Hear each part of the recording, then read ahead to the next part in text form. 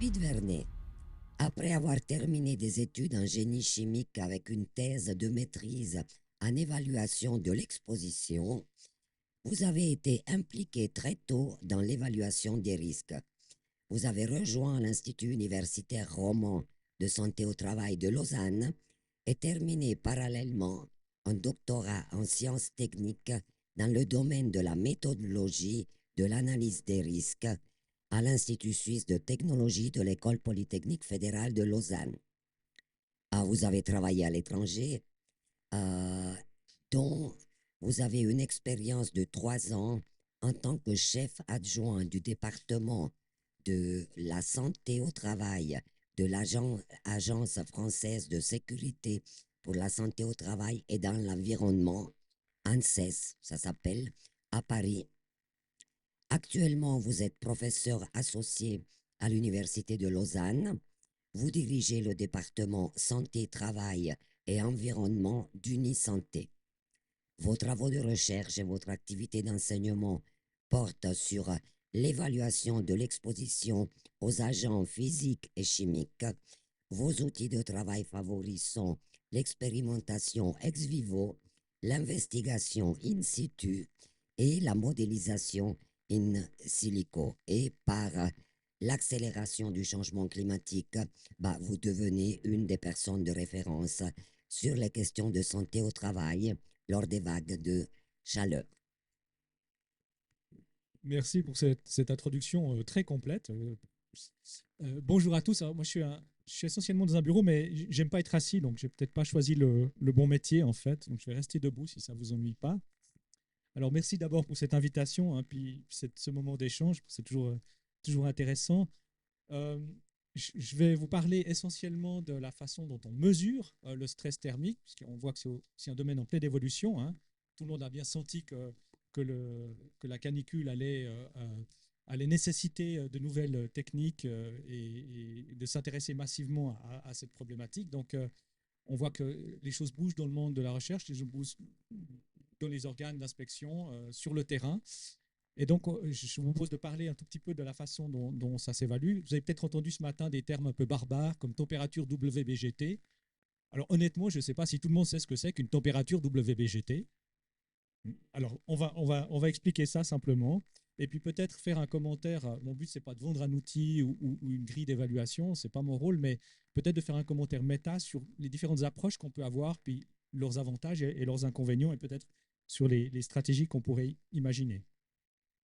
Donc, je vais brièvement reparler du stress thermique et puis la mesure alors de la contrainte et de l'astreinte. Là aussi, j'expliquerai. Et on parlera des valeurs limites, alors qui sont inexistantes, comme l'a bien fait remarquer Jean ce matin. Donc, ce sera un chapitre assez court. Mais enfin, il y a des grilles de lecture qui nous permettent quand même d'évaluer ça. Et puis, un peu les orientations que tout ça est en train de prendre. Donc, vous avez entendu beaucoup de choses sur le stress thermique ce matin, qui étaient toutes très justes. Je reviens brièvement dessus, pas pour vous donner un cours de physique, mais juste pour vous rendre attentif à un point. Donc, le stress thermique, c'est vraiment une situation de déséquilibre. Hein. Le corps humain produit énormément de chaleur, naturellement, et puis il faut s'en débarrasser. En fait, c'est ça le truc. Et plus l'environnement dans lequel on est chaud, et plus c'est difficile de se débarrasser de cet excédent de chaleur. Alors, il y a un moment donné où c'est de l'inconfort. L'inconfort, c'est désagréable, ça nous fait perdre du temps, ça nous fatigue, mais notre vie n'est pas en danger. Puis il y a un moment donné où c'est un déséquilibre tel que le corps n'arrive pas à compenser de lui-même ces déséquilibres et la température va augmenter jusqu'à ce que la température centrale atteigne un seuil qui est inacceptable. Et ça, c'est le stress thermique. Donc si on ne fait rien contre le stress thermique, les conséquences sont immédiates et sévères. C'est des choses qui tuent. On voit très bien, hein, d'ailleurs, on voit très bien cette image à l'infrarouge du corps humain où la température centrale, la température du tronc, qui diffuse dans le reste des membres. Alors, comment cet échange de chaleur il se fait? Il se fait à travers divers mécanismes, la transpiration, l'expiration, l'échange entre la peau chaude et l'air ambiant. Donc, il y a tout un tas de mécanismes en fait de ce transfert de chaleur qui sont bien connus en physique, mais pour appréhender ce phénomène, ça veut dire que derrière, il faut mesurer les paramètres qui régissent ces mécanismes physiques. On a entendu ce matin, il faut mesurer la température ambiante, mais aussi l'humidité relative, etc., etc. En fait, il y a beaucoup de paramètres. Si on veut réellement représenter ce processus d'échange énergétique, en fait, il y a beaucoup de paramètres à mesurer. Donc, il y a une limite de l'exercice. Si on prend que la température ambiante, ben, on voit bien qu'on ne va pas représenter toutes ces problématiques de radiation, d'évaporation de la sueur, etc. Donc, c'est ça l'enjeu. Alors là aussi, je le mentionnais, le stress thermique, c'est une situation de mise en danger immédiate, à ne pas confondre avec le confort thermique. C'est peut-être important de bien distinguer ça aussi dans l'optique de la réglementation. Hein. Si on veut un jour avoir des valeurs limites qui sont clairement établies dans la réglementation, il faut aussi bien distinguer la situation de stress de la situation de confort, parce qu'évidemment, ça pose la question dans les bureaux où il fait trop chaud, etc. Mais dans les bureaux où il fait trop chaud, on n'a pas une activité physique très intense et en général, c'est une situation de confort thermique. C'est très désagréable, il y a des conséquences sur le long terme, mais notre vie n'est pas immédiatement en danger. Et donc, c'est important de distinguer les deux. Alors, on discute beaucoup de la mesure du stress et en fait, l'habitude qu'on a, c'est de mesurer ce qu'on appelle la contrainte. C'est notre environnement. Ce qui est juste, hein, puisqu'on s'intéresse aux conditions de travail. Donc, on va mesurer les conditions de notre environnement de travail. Alors, c'est là-dessus que sont basées toutes les recommandations hein, usuelles. Alors, c'est bien, parce que ça permet de faire de la prévention. On n'a pas besoin d'attendre que les gens soient en situation de détresse. On peut agir préventivement sur la place de travail où on sait que ce risque est risque, on mesure des températures élevées. Le défaut de ce système, il faut quand même le dire, c'est qu'il ne regarde que l'environnement de travail et il ne regarde pas la réponse individuelle. Et on sait que la réponse individuelle, elle est importante parce qu'on n'a pas tous le même métabolisme, parce que on a des poids, des tailles différentes, on a une activité physique différente, et puis il y a peut-être des gens qui ont des problèmes cardiovasculaires, d'âge, etc. Et donc, il y a des facteurs individuels qui vont quand même moduler ça. Alors, il faut bien comprendre qu'avec le système de mesure de l'environnement de travail, qui est le système usuel, on ne capte pas ça. Donc, on fait un standard. On part du principe qu'on a un travailleur moyen, hein, et puis on va prendre une marge de sécurité, et puis on va appliquer un standard de référence, comme on le fait, par exemple, pour les substances chimiques. Mais c'est quand même un domaine où il y a probablement une assez forte variabilité interindividuelle. Et c'est là, il n'y a que les gens qui le subissent, qui le savent. Donc, ce qui se développe aussi, je voulais le mentionner, et c'est peut-être le futur, ce qui se développe beaucoup maintenant, c'est les mesures dites d'astreinte. Alors, astreinte, c'est quoi? C'est pas juste la température de notre environnement, c'est pas juste notre environnement thermique, c'est comment on subit cet environnement thermique. C'est la réponse de notre organisme. Et on voit maintenant qu'en fait, il y a des gens qui proposent, vous avez peut-être vu sur Internet, on peut acheter des bracelets, votre téléphone peut vous faire des diagnostics. Hein, il existe toutes sortes de choses qui sont des pistes intéressantes. Ce n'est pas encore tout à fait abouti à mon avis, mais il y a déjà des pistes qui sont assez intéressantes, qui ont l'avantage de donner une réponse qui est individuelle et d'adapter, si vous voulez, l'alerte ou la prévention à votre situation propre. Donc c'est relativement efficace sur le terrain, ça dépend un peu de ce que vous mesurez, hein, parce que il y a des capteurs plus ou moins précis, plus ou moins proches en fait de l'astreinte thermique. On peut mesurer la fréquence cardiaque, on peut mesurer la température centrale, on peut mesurer la sudation, la sueur. Ça, c'est des façons d'aborder le problème. Alors, le seul problème, c'est que pour l'instant, ce n'est pas des pratiques qui sont utilisées par les autorités, qui sont souvent un peu problématiques parce qu'elles sont relativement invasives, c'est-à-dire que vous êtes en train en fait, de collecter des données individuelles. Selon ce que vous faites, vous êtes en train de collecter des données individuelles sur les personnes, vous entrez dans la sphère privée. Donc voilà, ça vous peut être choix aussi de volontaire d'utiliser ce type d'outil, mais ça peut poser des questions d'ingérence dans la sphère privée. Maintenant, il y a des pistes qui vont vers des systèmes qui ne sont pas du tout invasifs, hein, et puis qui gardent les données chez l'utilisateur et qui ne transmettent pas les données ailleurs, mais qui donnent par exemple une alerte en cas d'élévation de la fréquence cardiaque ou des choses comme ça, et qui est une alerte pour la personne qui travaille. Donc voilà, je voulais juste mentionner qu'il y a ces deux... il y a ces deux façons d'aborder le problème. On mesure l'environnement, c'est la contrainte, ou on mesure l'astreinte. Et l'astreinte, qui est encore un domaine balbutiant, mais qui est assez prometteur parce qu'il y a beaucoup d'initiatives pour développer des outils dans ce domaine. Donc, je pense qu'à l'avenir, il faut regarder un tout petit peu ce qui s'y passe. Alors, voilà un peu le truc sur la mesure du stress thermique. Si je reste cette fois-ci sur l'environnement de travail, alors bon, notre référentiel, hein, l'idéal, c'est la réalité du terrain. C'est finalement ce qu'on subit au quotidien sur le terrain. Alors, on comprend bien que ça va être compliqué d'aller suivre chaque travailleur avec des capteurs ou des questionnaires pour savoir comment ils sont, etc. C'est pas faisable. Et donc, on va devoir approximer cette réalité ou l'aborder d'une façon indirecte. C'est ce qu'on fait pour presque tous les risques sanitaires, hein. On doit trouver des instruments de mesure qui nous donnent une idée du risque et puis qui nous permettent d'agir préventivement. Alors pour la contrainte thermique, c'est une chose assez compliquée. En fait, ça passe par un modèle théorique. C'est pour ça que je vous parlais de bilan énergétique. Alors, à nouveau, ce n'est pas pour faire un cours de physique, c'est juste pour comprendre la mécanique. C'est que le référentiel qu'on a, c'est le référentiel normatif. Il y a quelqu'un ce matin qui faisait référence à la norme sur la température WBGT, hein, et le confort thermique et la contrainte thermique. Eh bien ici, en fait, je vous disais, c'est des mécanismes physiques, mais les mécanismes physiques, ça se modélise très bien. Il y a des programmes, hein, et un modèle de référence, qui est un modèle européen aussi, la norme 7933 et NISO 7933, qui explicite cette balance énergétique. Alors le modèle, il est affreusement compliqué. Donc on ne l'utilise pas au quotidien, c'est bien clair. Si quelqu'un veut s'endormir un soir, je vous conseille la lecture de la norme EN 7933. J'ai jamais réussi à la lire d'un coup, hein, c'est épouvantable. Mais voilà, ça existe et en fait, c'est la chose la plus proche de la réalité qu'on ait sans aller mesurer tout sur le terrain. Mais donc, on a quand même perdu dans cette affaire-là les données souvent individuelles liées à la variabilité de la santé de la personne, etc., qui sont souvent des informations importantes et puis qu'il va falloir peut-être rentrer à un moment donné quelque part dans le système. Mais là, on l'est déjà perdu à ce niveau-là et ça, c'est notre gold standard, hein. Il n'y a pas mieux. Puis ça se traduit sur le terrain. Alors en fait, on a fait tourner le modèle, puis on a comparé ça avec des mesures de température d'ambiance, etc. Puis on s'est dit, bah, il y a un moyen de mesurer sur le terrain cette contrainte thermique avec une espèce de température agrégée. C'est la fameuse température WBGT.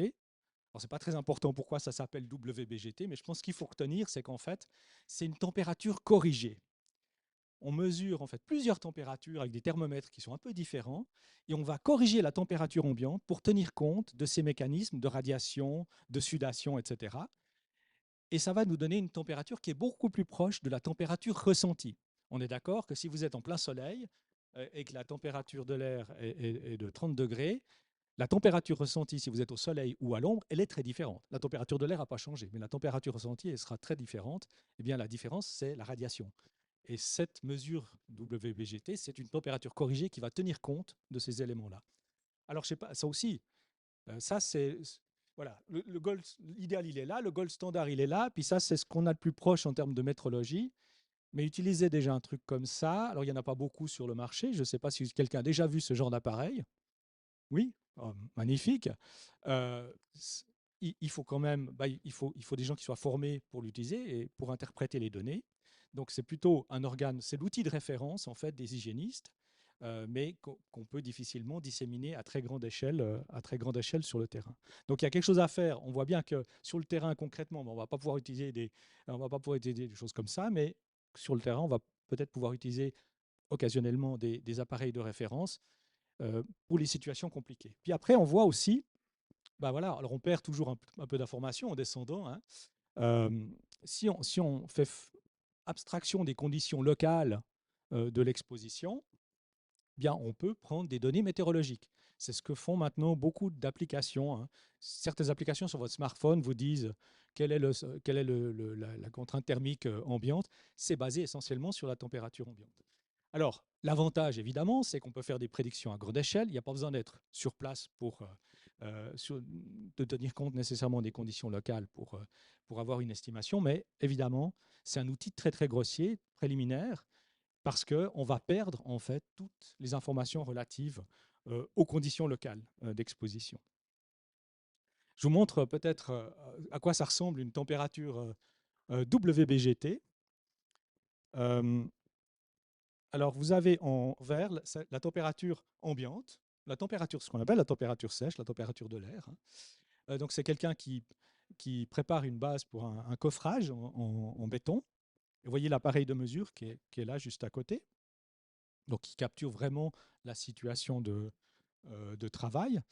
Et ce que vous voyez, c'est que vous avez une température de l'air qui est très différente de la température corrigée pour la radiation thermique, ce qu'on appelle la température radiante. Et donc, on va intégrer cette information-là dans l'estimation de température et corriger pour dire, bah, on est en pleine radiation, il y a une réflexion du sol qui va encore augmenter la radiation infrarouge. Et donc, dans la réalité, la température ressentie est beaucoup plus élevée que la simple température ambiante. Alors évidemment, on ne peut pas mettre des appareils à nouveau derrière chaque personne sur le terrain. C'est un peu compliqué. Puis un autre exemple, alors ça c'est le cas extrême inverse, c'est quand on prend que les données de température ambiante pour évaluer la situation. Il y a pas mal d'outils qui font ça. Et je prends cet exemple de prévision construction Vaux. Alors il y en a d'autres, hein. Parfois, vous avez entendu peut-être parler du Heat Stress Index. Il y a il y a des sites internet qui proposent des estimations des indicateurs de stress thermique.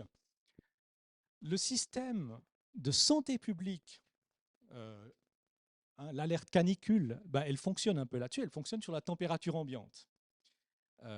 Mais évidemment, elle ne module pas cette appréciation par les conditions réelles de travail, les conditions locales de travail. Elle vous dit simplement, on est en alerte canicule parce que pendant plusieurs heures ou plusieurs jours, vous avez dépassé des températures ambiantes de l'ordre de temps. Ça, c'est typiquement un modèle qui est basé sur la température ambiante. Et puis un autre qui je trouvais assez intéressant, sur lequel on a un peu travaillé avec les syndicats vaudois, c'est le modèle de prévision construction Vaud. Vous savez que dans le canton de Vaud, il y a un fonds de compensation pour les arrêts de chantier qui était beaucoup utilisé pour les grands froids, puisque pour éviter les suraccidents, hein, pendant les grands froids, on encourageait les entreprises à arrêter le chantier et il y avait une compensation financière pour qu'il n'y ait pas de pertes financières au titre de la prévention.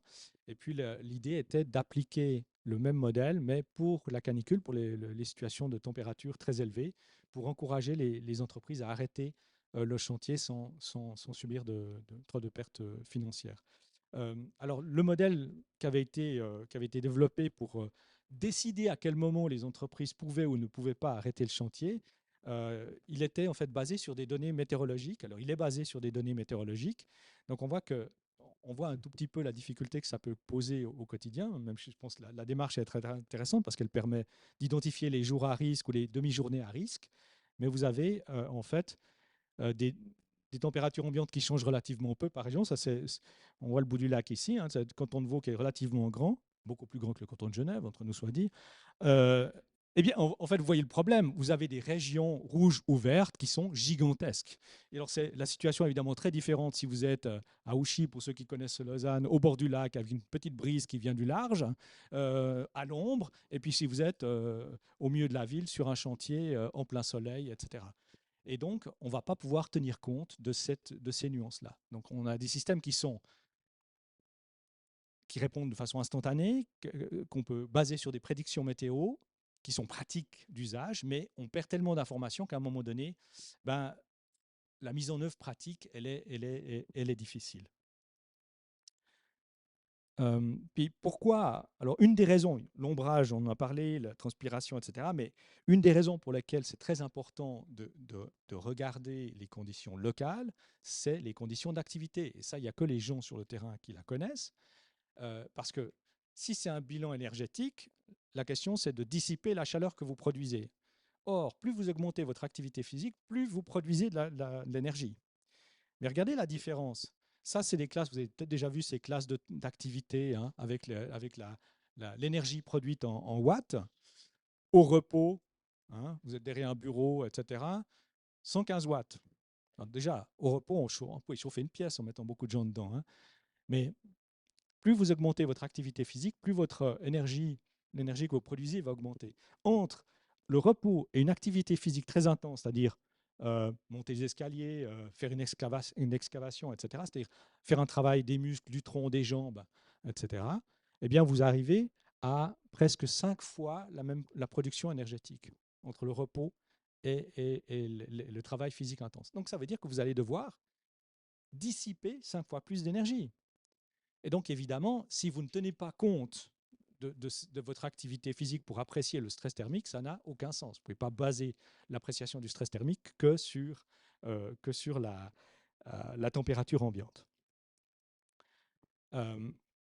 Donc, il y a des tabelles, vous en avez peut-être déjà vu, ça, c'en est une que j'ai pris chez nos amis québécois, qui est relativement récente.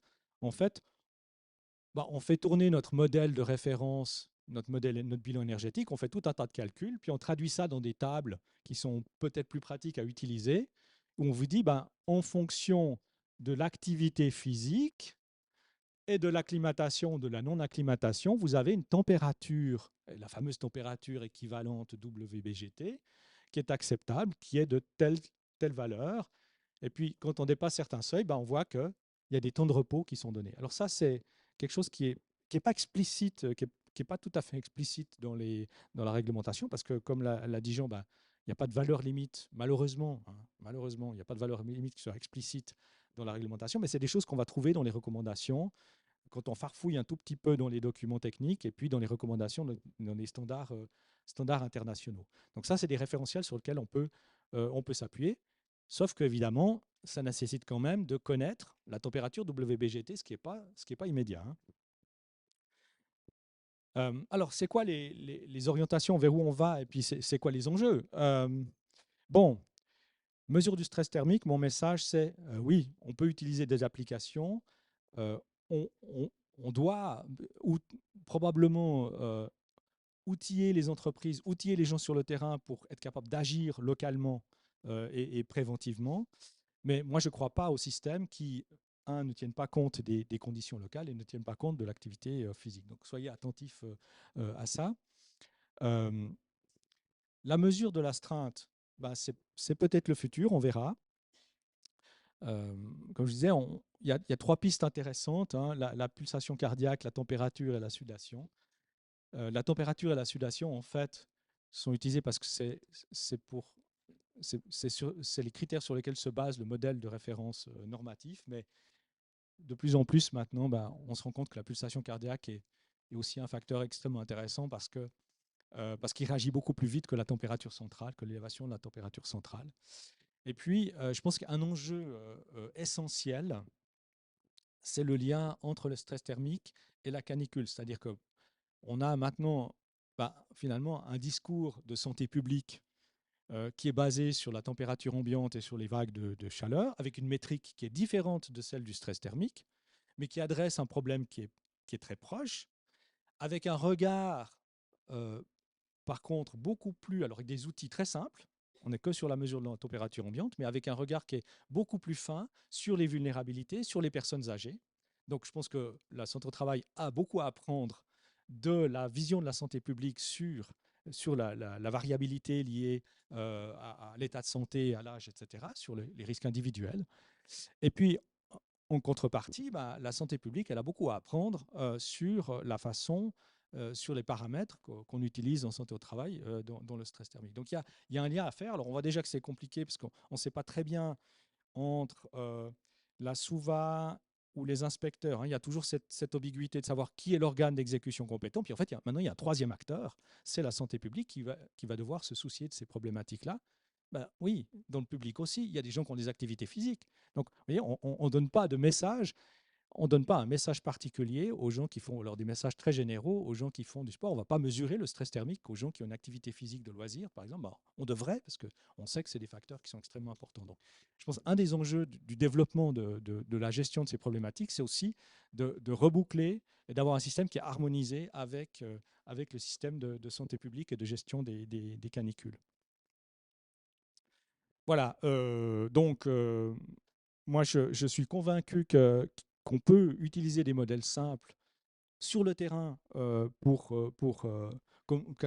première évaluation comme outil d'appréciation des risques thermiques, dès lors qu'ils ont, qu'ils ont intégré certains paramètres locaux, que l'utilisateur est capable de décrire sa situation réelle sur le terrain. Euh, Ça doit rester un outil de première ligne. Et puis derrière le référentiel, ben, ça devrait être le meilleur qu'on ait, ça reste la mesure WBGT et qui devrait être inscrite dans le, plus fermement dans la réglementation. Il s'agit toujours de trouver un compromis entre la précision de l'outil, la précision du modèle et la praticité. Je ne crois pas qu'on puisse tout avoir et probablement il faut avoir un système à deux échelles, à deux niveaux pour faire ça. Et surtout, ben, c'est important de donner des outils euh, sur le terrain aux gens qui sont dans la situation locale parce que c'est le meilleur moyen de pouvoir agir préventivement sur les places de travail. Voilà, c'était mon seul message, enfin l'essentiel de mon message, puis je suis bien sûr ouvert aux questions. Bonjour, merci pour votre présentation. Bon, c'est une question qui ne concerne pas que votre exposé, mais de tout ce que j'ai pu retenir des exposés d'avant, parce qu'on est parti du pôle OIT, ou BIT, enfin c'est international, à travers notre ami syndicaliste de la CGT, on a parlé d'un problème français, avec notre ami espagnol, il a fait une étude sur 5 pays européens, on a eu les avis de monsieur pour ce qui se passe en Suisse. Est-ce qu'on navigue là-dedans? Est-ce qu'au niveau de l'Europe, qui est une machine aussi à pondre des articles de loi à Bruxelles, si je ne me trompe pas, est-ce qu'il y a une législation européenne là-dessus qui imposerait, si ce standard est effectivement probant et le meilleur à l'heure actuelle, qui est le WBGT, donc j'ai cherché sur Internet la définition et qui me semble assez bien fait. Est-ce qu'on ne pourrait pas mettre un axe, un niveau quel que ce qui soit, pour que les pays, en tout cas de la communauté européenne, voire mondiale à travers l'OIT, soient astreints à un étalon, en guillemets, unique? Et puis c'est une autre question, mais qui concernait plutôt l'orateur d'avant, c'est que si en Suisse, on est toujours un peu, en restant poli, le séant de deux chaises pour savoir qui fait quoi, est-ce qu'une initiative fédérale à pondre serait bienvenue pour imposer une ligne d'étalon, si je veux faire simple, parce que moi je ne suis pas juriste dans ces domaines. Voilà, merci. Alors, sur les standards internationaux, pour l'instant, ce sont essentiellement des standards qui sont partagés par la communauté scientifique. Alors, les normes, les fameuses normes, il y en a plusieurs en fait de ces normes, notamment celles qui définissent le WBGT. Il y en a trois ou quatre, hein. Une qui définit l'indice, une qui explique les grilles de température WBGT en fonction des conditions de travail. Elles sont normées, c'est-à-dire qu'elles existent aussi dans une de ces fameuses normes. Et donc elles sont largement partagées en Europe. C'est le référentiel, je crois qu'on n'en a pas d'autres. Alors est-ce que ça va devenir un jour un objet réglementaire au niveau européen? Ça, je ne suis pas super convaincu de ça. Pourquoi? Parce que, bon, d'abord, la Suisse a une relation un peu molle avec l'Europe, on va dire ça comme ça, là. Euh, et ensuite, bah, en tout cas, si je me réfère par exemple aux valeurs réglementaires sur les produits chimiques, il faut que, pour qu'elles deviennent contraignantes, il faut que tous les États membres l'acceptent. Alors, je ne suis pas sûr que tous les États membres d'Europe soient complètement convaincus de la problématique du stress thermique. Vous voyez, les Norvégiens ou enfin, les Suédois, je sais pas, ne sont peut-être pas très enthousiastes sur ces thématiques-là. Donc, ça peut poser aussi des problèmes de compréhension, de culture de la gestion de la chaleur. Je pense que dans les pays du Sud, il y a des organisations du travail, des organisations aussi des journées, les gens se couchent plus tard, font des périodes de pause à midi, etc. Donc il y a une perception probablement de la problématique de la chaleur qui est aussi différente. Et ça va être difficile à harmoniser. Donc on en reste, si vous voulez, au bilan thermique, etc. Après, on pourrait imaginer une valeur indicative, mais elle n'est pas contraignante pour les États membres dans les faits. Donc pour l'instant, on a ce standard-là. Je suppose qu'on aura plus de succès à le faire adopter au niveau national. Pour l'initiative fédérale, je vais laisser peut-être Jean s'exprimer. Bon, on est dans un problème technique plutôt qu'un problème politique. Donc, je ne pense pas que l'initiative fédérale qui permet juste la modification de la Constitution fédérale soit le bon lieu. Non, il existe une loi de protection des travailleurs, la loi sur le travail, avec un article 6 très général, avec une ordonnance 3 qui donne déjà des précisions un peu plus euh, restrictives. Je pense que c'est par cette voie-là qu'il faut passer, c'est-à-dire qu'il faut convaincre déjà les représentants syndicaux à la Commission fédérale du travail, aller voir la direction du travail à Berne et puis dire mais est-ce qu'on ne pourrait pas une fois introduire 2, 3 articles canicule ou charge thermique ou que sais-je, un peu plus précis avec des choses précises dans l'ordonnance. Parce qu'ils vont répondre, il y a une directive. Une directive, bon, dans l'ordonnance, voire faire une ordonnance spécifique sur ce sujet, puisque ça touche quand même beaucoup de monde. Et là, il y a tout un travail déjà convaincre les gens du SECO, puis ensuite qu'il y ait une petite pression politique qui vienne d'une ou l'autre question écrite. Mais je pense, par exemple, une intervention, genre motion, postulat, au Conseil national ne serait pas le bienvenu parce que ça permettrait au Conseil fédéral de fermer la porte tout de suite en disant il n'y a pas besoin, il y a déjà une directive. Donc plutôt faire un travail de fond pour essayer, parce que il faut voir, les ordonnances sur la loi sur le travail sont modifiées assez régulièrement. Et puis, si vous observez, par exemple, le droit fédéral sur la protection de l'environnement, il s'est modifié tous les 3 jours, quoi. Il y a des normes très contraignantes qui sont mises en route chaque année, chaque année. Et curieusement, pour la protection des travailleurs, il y a très peu de normes contraignantes. Donc, je pense qu'il faut aller dans ce sens-là.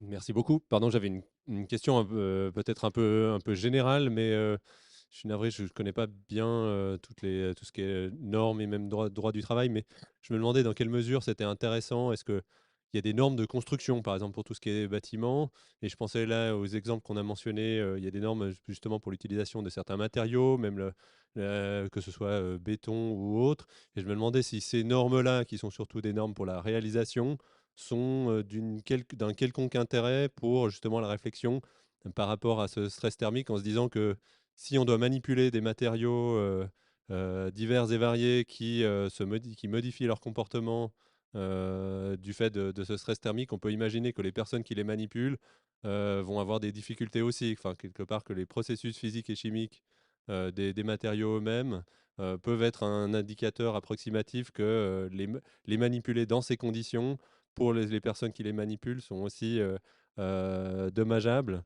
Est-ce qu'il y a un quelconque intérêt à considérer justement des normes SIA, voire des éléments plutôt sur les physiques, sur les matériaux, comme approximation pour estimer que ça crée un danger ou ça constitue un danger pour les personnes qui doivent les manipuler?